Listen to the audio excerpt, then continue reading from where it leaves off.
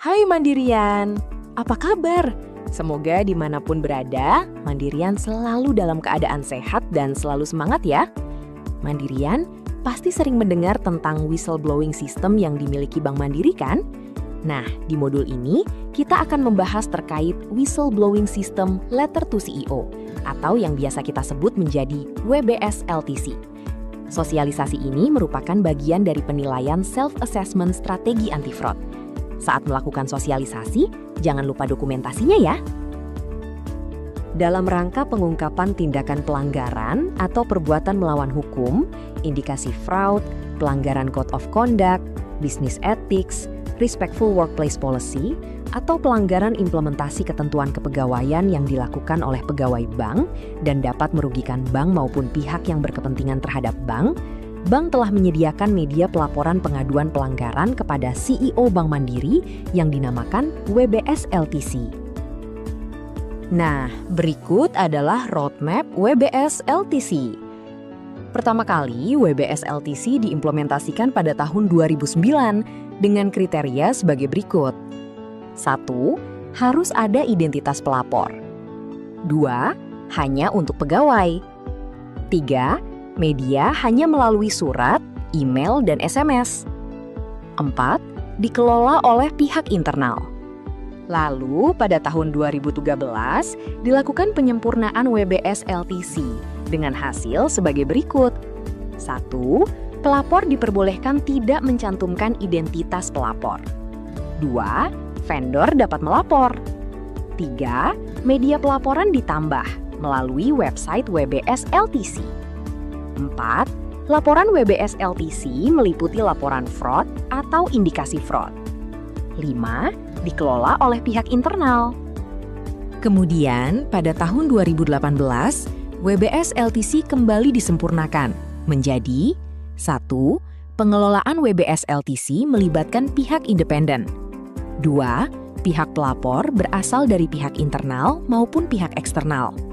3. Pelapor dapat mencantumkan identitas lengkap atau anonim. 4. Media pelaporan meliputi SMS, WhatsApp, email, website, dan surat. 5. Laporan WBS LTC mencakup lebih luas, meliputi laporan indikasi fraud dan atau non-fraud, termasuk masukan atau ide perbaikan proses bisnis. Lalu, pada tahun 2021 disempurnakan kembali. 1. Sesuai perjanjian kerjasama atau PKS Bank Mandiri dengan KPK tahun 2021 melalui surat Dir PKS /6/2021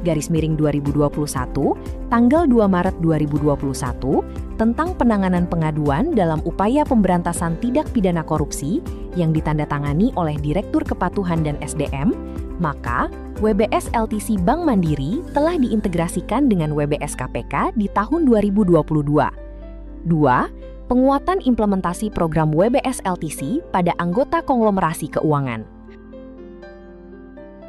Nah, yang terakhir, pada tahun 2026 telah dilakukan penutupan media pelaporan melalui surat, sehingga saat ini media pelaporan hanya terdiri dari SMS, WhatsApp, email, dan website.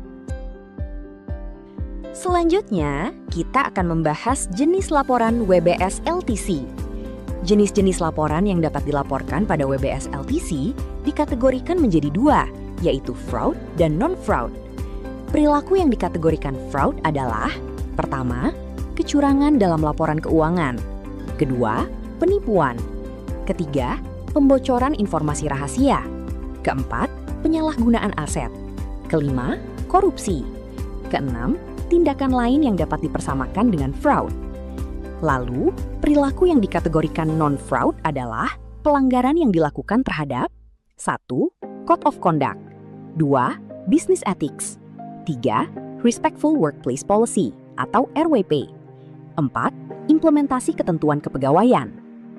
Selain itu, laporan WBS LTC juga harus dilengkapi dengan dokumen dan bukti pendukung, didasari dengan itikat baik, tidak bertujuan untuk kepentingan pribadi, fitnah, balas dendam, pencemaran nama baik, dan sara, serta bertujuan meningkatkan reputasi dan juga kinerja bank. Terakhir, yaitu mengenai mekanisme WBS LTC. Proses ini dimulai ketika pelapor menyampaikan aduannya kepada pihak independen. Untuk menjamin aksesibilitas dan kenyamanan, pelapor diberikan kebebasan memilih media yang paling sesuai, baik itu melalui website, email, maupun jalur cepat seperti WhatsApp atau SMS. Berikut poin-poin mekanismenya. 1. Pihak independen akan meminta informasi, dokumen, atau bukti pendukung kepada pelapor bila pelaporan belum memenuhi prinsip 4W1H. Kemudian, pelapor melengkapi informasi yang diminta pihak independen. 2. Pihak independen menyampaikan laporan WBS LTC kepada Compliance Group. 3. Compliance Group menganalisa laporan WBS LTC sesuai klasifikasi jenis laporan. Apabila isi laporan WBS LTC termasuk jenis laporan non-fraud berupa pelanggaran RWP atau ketentuan kepegawaian, maka laporan disampaikan kepada Human Capital Engagement Outsource Management Group.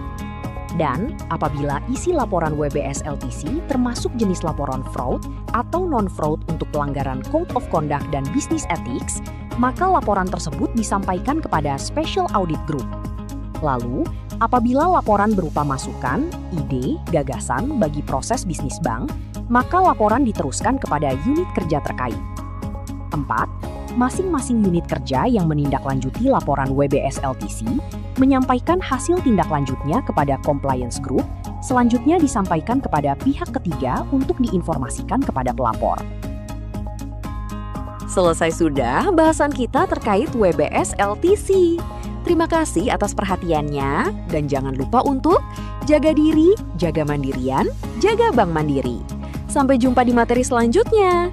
Dadah!